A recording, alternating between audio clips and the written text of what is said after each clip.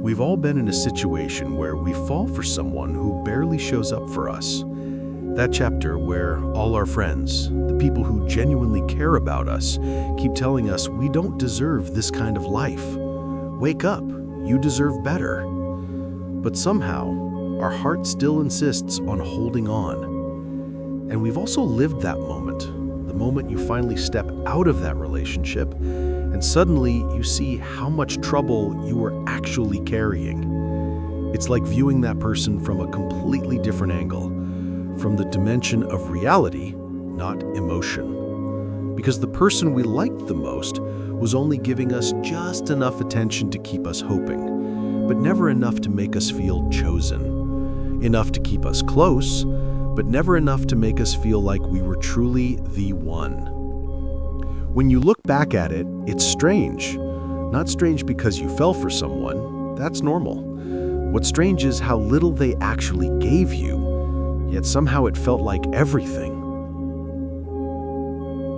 People usually think we chase someone because we're weak or desperate or lonely, but that's not true. Most of the time, you chase them because that little bit of affection they gave you came at a time when you needed it most. And the moment your heart connects a person to a moment of vulnerability, it holds on to them like they're the solution to your entire emotional universe. You're not chasing a person, you're chasing the feeling they awakened in you. And that feeling can be extremely blinding. Why you stay longer than you should.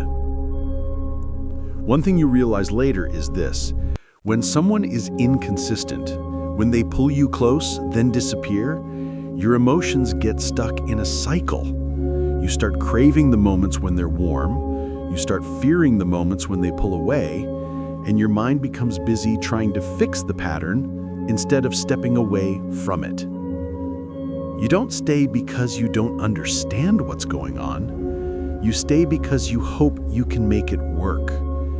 You hope that if you love harder, or show more effort, or stay patient long enough, they'll finally give you the same energy back. But that's where the hurt builds, because you're trying to repair something that the other person doesn't even see as broken. When you start blaming yourself, there's a point in every unbalanced relationship where the doubt shifts inward.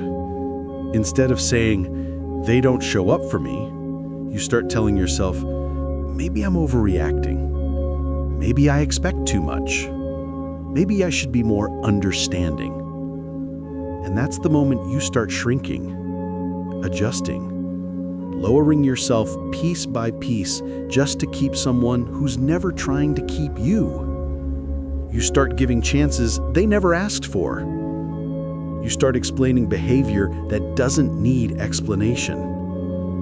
You start fighting for a spot in someone's life who's not fighting for you. And slowly, without realizing it, you betray yourself for the sake of that connection. The hardest realization.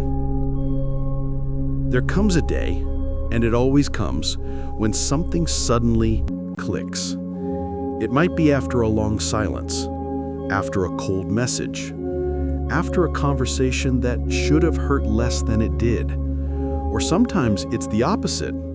Sometimes they show you a small act of care, and instead of feeling happy, you feel tired. Tired of hoping. Tired of trying. Tired of thinking that the next moment will be the one that finally makes sense. And on that day, something shifts. You stop chasing. Not because you don't care anymore, but because you finally understand the truth. If someone truly wanted you, you wouldn't have to run after them. Seeing the relationship from the outside. When you step back from it, really step back, you start noticing the things you ignored before. How you were the one who always initiated the conversations. How you were the one making all the emotional sacrifices. How you were the one planning, caring, hoping, while they were simply existing in your effort. You start seeing how much energy they took and how little they ever gave. And that's when you realize something powerful. It wasn't love, it was attachment mixed with hope. A dangerous combination because one keeps you emotionally tied and the other keeps you imagining a future that the other person never promised. The healing part. When you finally walk away, the healing doesn't happen instantly. It comes in phases. First, you feel empty, not because you lost the person, but because you lost the idea you were holding on to. Then you feel angry, not at them, but at yourself for staying so long. Then comes clarity,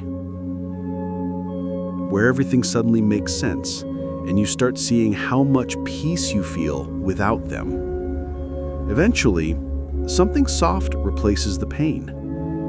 You start enjoying your own company. You start returning to yourself. You start realizing there are people out there, good people, who would never make you beg for attention, or overthink a text, or question your worth every night before you sleep. You start understanding what you truly deserve. Not perfect love, not dramatic love, but consistent love.